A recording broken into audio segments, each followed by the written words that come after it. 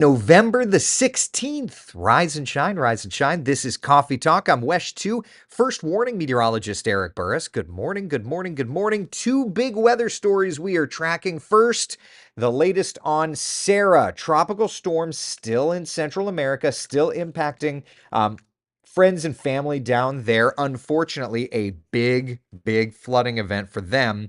But a cold front will eventually help to at least sweep the system out of there. And of course, we've got cold fronts here in Central Florida and cold front to come. So a lot to discuss in the world of weather.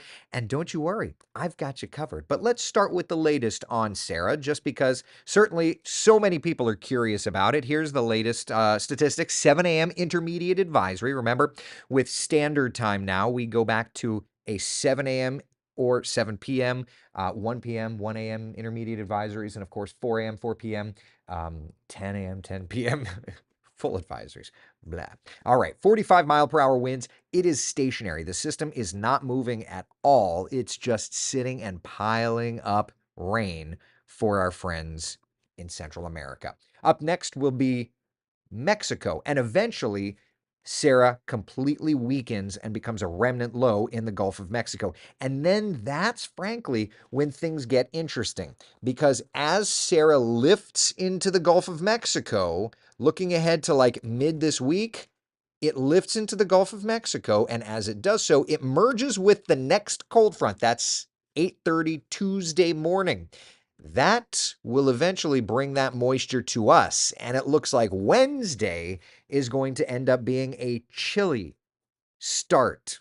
Not chilly, a damp start, I should say, for Central Florida. We're turning wet Wednesday and then getting chilly for Thursday and for Friday. So, boy, do we have some changes in store.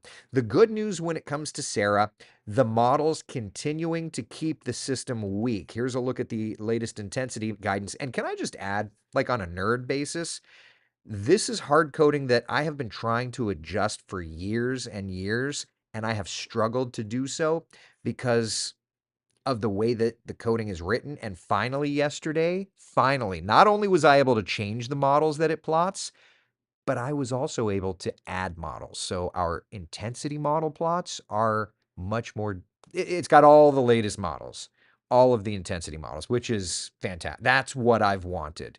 We were only plotting, I think, like 3 or 4 for a while, because when I built this 10 years ago, there were different intensity models and I couldn't change the coding. So anyway, yesterday,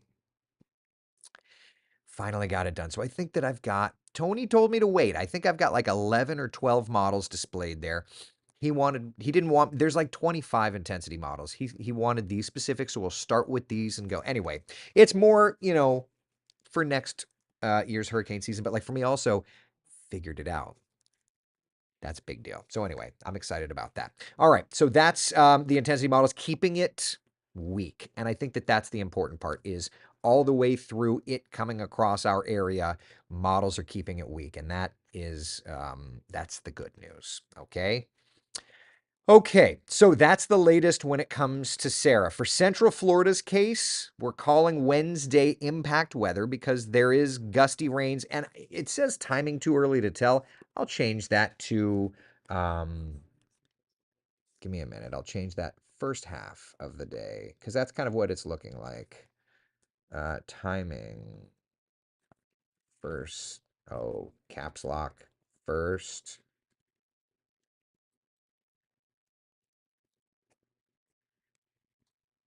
First half of the day. All right, there it is. Save. That way that's done. That's what it's looking like now. The models are trying to indicate the first half of the day. So there you go. Right now, there's not a significant threat for severe weather, but there's at least an indication. So it's something that we'll have to watch. And I'll show you the GFS model here in a second, just to kind of give you that idea. All right. So in terms of timing out the rains for it, here's what the American model is showing. The idea is, let's start Tuesday night. we'll start to see some of the rain showing up on radar range. Now, remember, GFS and Euro, those are global models, so they are super low resolution compared to our futurecast, but this is still too early to be able to track this with our futurecast, okay? All right, so we'll start Tuesday night, 10:30, clouds, breeze around. Notice 6 a.m. That's when the GFS model is really showing the heavy rain. 6 a.m. on Wednesday, tropical downpours, gusty winds at times. Through lunchtime, very heavy rainfall. The potential could be there for some severe weather. We'll have to really dial that in once we get into the mesoscale model range. And then by Wednesday evening, it looks like things are going to start to try to sneak out just a little bit. So essentially, what's happening is Sara going over land the next couple of days really weakens the storm system. It all but dissolves it. But it's that remnant moisture that is still tracking toward either the Panhandle or the Big Bend. And so that's going to be the piece that we watch, okay? Now, in terms of model trends, I mean, this isn't as important for a weak, sloppy system like this, so there's no need to track like trends. But you get the idea, is we've got that storm system moving our direction. So the 7-day forecast looking fantastic up to that point, okay? Wednesday's going to be the impact weather. Before it, sunshine. After it, sunshine. But that's also only one part of the story. Look at this weekend. Just so pretty, right? Look at what happens Thursday, Friday. There's a shock to the system. I mean, our weather right now is fantastic. Don't get me wrong. But the weather that we have coming next weekend, or at least late next week, that's going to throw us all off.